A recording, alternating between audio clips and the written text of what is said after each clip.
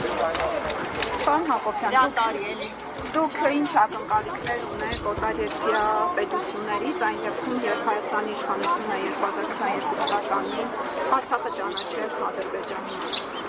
Գիտեք, ցավոք սրտի միակ ակնկալիքը մնացել է օտարերկրյա երկրներից, որովհետև այո, ինչպես դուք նշեցիք, Հայաստանի Հանրապետության իշխանությունները այլևս փակել են Արցախի հարցը որպես այդպիսին, եւ սակայն կարծում եմ, որ դա չի նշանակում, որ հայ ժողովուրդը ինքը նույնպես պետք է փակի այդ հարցը։ Բոլոր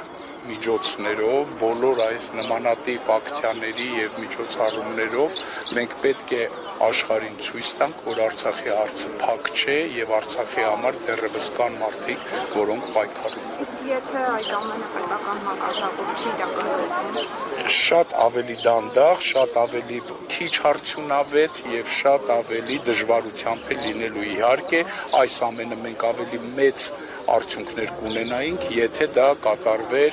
Հայաստանի Հանրապետության իշխանությունների գլխավորությամբ եւ հովանավորությամբ։